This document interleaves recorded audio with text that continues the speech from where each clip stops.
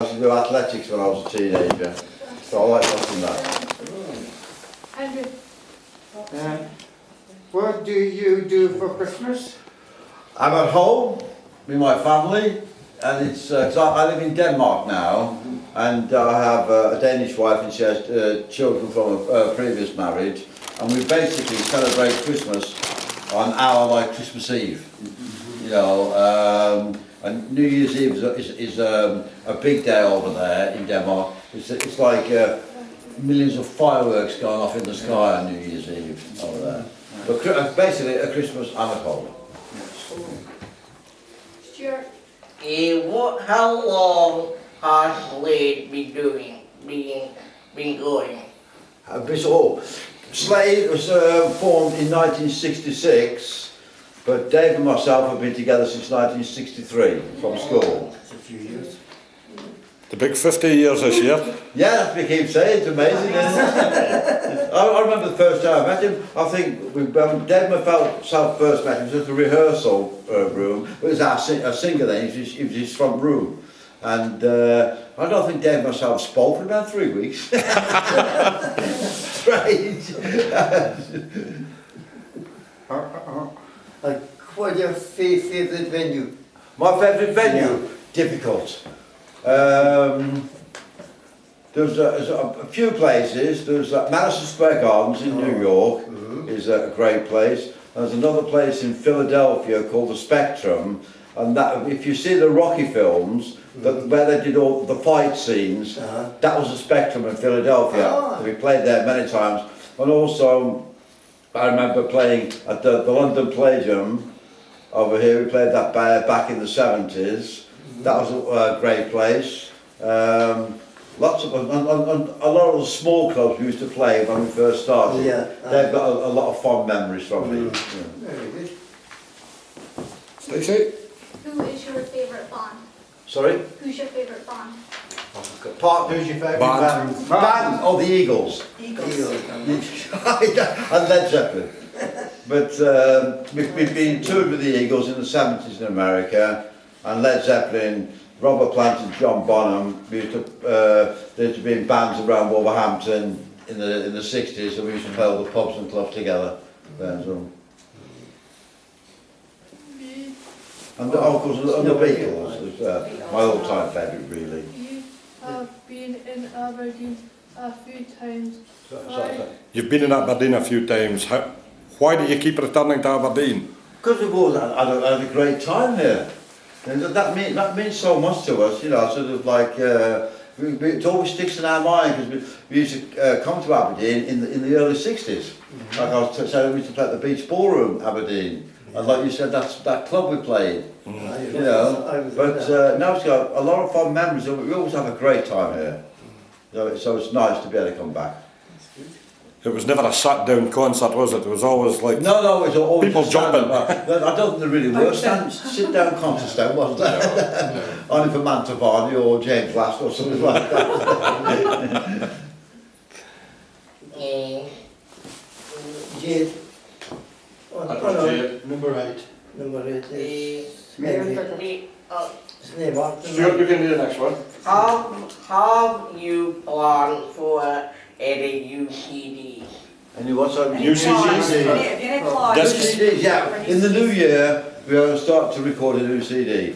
Because over the last few years, all the original Slade catalogue was remastered and re-released. But what we want to do in the new year is actually record a brand new, all new songs CD. Can I put in a request? What's that? I would love to hear a new version of Nuts, Bolts and Screws. Wow, I can't have a listen to that one myself. That was Dave and yourself that wrote that one? No, that was Nod and Jim. Nod and Jim did it? Yeah, Right, Jim, sorry. yeah. Where are you going to record this? I don't know yet. There's a few studios we've been doing different bits of work in around the south part of England, but we don't know yet. Okay. Yeah, we don't know yet. I said the next year. Yes, Andy? Have you any plans for coming back next year?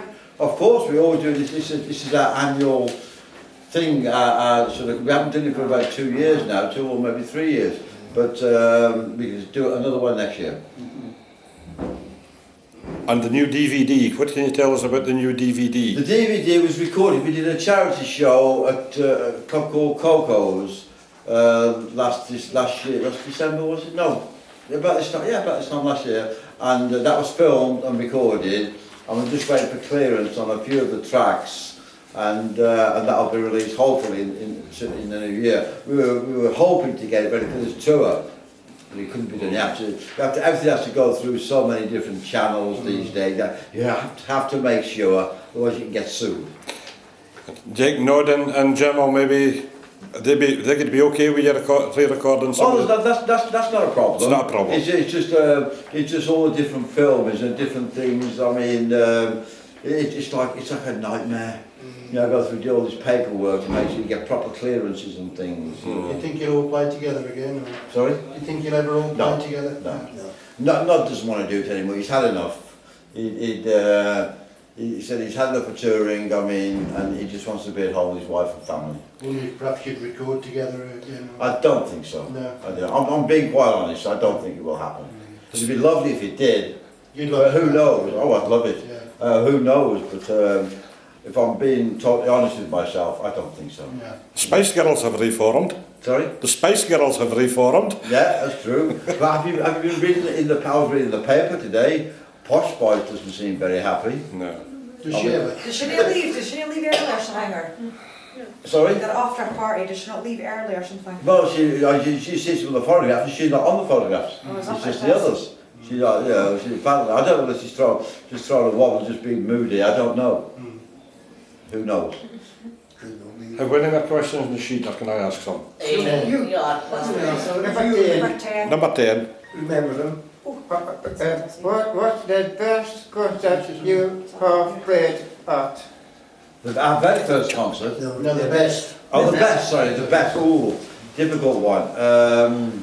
There's been a few, I mean, there was in 1971, I think it was. Yeah, 71, there's a big festival in Lincoln, called the Great Western Festival, and that was fantastic for us. It was the Beach Boys, The Who, 10 years after, people like that. That was great, and then in 1980 was the Reading Fest, 79 or 80, was the Reading Festival, which brought us back into the limelight, and then the year after that was the Castle Donington Festival with AC/DC.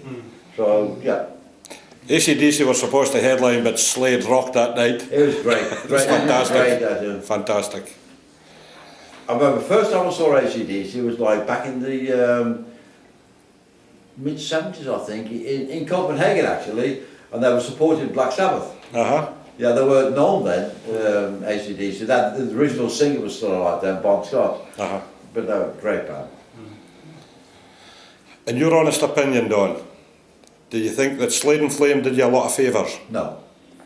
I It's mean, a- but no, I'll tell you the reason. Because when we got approached to make the film, because Stardust and That'll Be the Day had already been released, and we said that we wanted to make a film that was basically true to what the business is like, how cutthroat and how not very nice it can actually be, you know, and they went along with us and they did a lot of research, the film company, Good Times Productions, and that's what we did. We made a film about basically the downside of the music business, and really it went against us. I remember at the premiere, Robbie Nash, he used to produce Top of the Pops in the 70s, and at the reception afterwards he said, I really admire what you've done, but do you think you've done the right thing? And we said, well, what do you mean? He said, well, do you think people really want to see the downside of the music business? But it was portrayed so good. But it was an unbelievably good film. Great reviews from the critics, but basically everyone said, have they done the right thing? Because I mean, because with the general public, people thought, because we weren't playing Slade in the film, it wasn't Slade in the film, but people thought we were. And they thought, people can't differentiate between, like, we were playing characters. We weren't playing ourselves, we were characters. But they thought it was Slade, so the arguing in the film, they thought it was Slade arguing, which it wasn't. But it was brilliant for guys that weren't... We had a lot of time making it, and we were. I'm still proud of what we did, but like you said, it did go against us. It was just... all the emotions were there. The scene in the lift did it for me when, remember the lady came in and, Yeah. and Jim turned, Not in Jim. and it was absolutely Yeah. a fantastic scene. Yeah. When you say did you know, you thought it did you harm, do you mean it did you harm within the business or with the record buying public? Record by public. Because people thought it was they couldn't sort of separate that we weren't playing Slade in the film. We were playing different people, a different band or two different bands, and but they wouldn't sort of separate it from Slade. It's I'm still proud of what we did. I'm glad we did what we did. Oh, it's one of the best, Yeah. one of the best music But, videos. we had a lot of fun making it. It's amazing how. The only thing is when you sort of make a film, it spoils you now when you go to the cinema. Because you know how things are done. You know, and it really does. You know what's happening. You know what's going on, and it just you look at things in a different way now. You know, you can see different scene. You can see what's going on. It's a bit like standing behind a magician. Yeah, It ruins it for life. that's it. Number 11. You can ask that one, Ryan. John and Mara. John and Mel, apart from Slade and Slade, who has Oh yeah. Well, full of Mal. He used to sing the Suite a few years ago, and I think that's about it. Really. John's played with many bands. He's been with Mud and lots of bands. You know, maybe you should ask them when they get here. But there've been quite a few bands before. Given your time back, would you change anything? No, I've had a wonderful life. Really. I mean, it's been great. I mean, because there's ups and downs with anything, you know. But I mean, really, I've been able to travel the world. I've been around the world 4 times. I haven't seen that much because I've been doing concerts. I can tell you what hotels, airports and concert halls look like. But I mean, it's fantastic. I mean, I remember I've been on the beach. It was in 1973 on the beach in Perth in Australia, Christmas Day, 40 degrees, having Christmas lunch on the beach. And I remember phoning my parents to wish them Merry Christmas as it was then. And it was snowing here, freezing cold, and I said, well, I'm having a barbecue on the beach, it's 40 degrees. And that's a bit strange. It's a bit sort of hard to get used to something like that, you know. But I mean, it's fantastic, you see different, especially over these last sort of 5 or 6 years, we've been able to go to places like Russia, the old Eastern Bloc, as it was anyway, that sort of thing, and you can see the difference. The difference is like incredible. You know, from how we live, it's so, everything is taken for granted over here. It's so easy to live, really. And you have to see somewhere like that to appreciate where you live. Because I mean, I've been in the communist state, you know, when it was under the communist rule, and since the communism was finished. And believe me, the general sort of feeling with the people over there, they would prefer communism back. Because they felt safe and secure. As little as what they had, but they felt safe and secure. Now, the corruption is frightening. It's so open, it's almost like a joke. It's almost, you can't take it in. You know, because it's so open. You know, I mean, it's very sad when you see. I mean, you see it, especially places like in Russia, Poland as well, is like the rich are very rich and the poor are very poor. You know, and they are poor and the people are rich, but it's all the money's from corruption. So, to quote that Beatles tribute band, you don't look back in anger.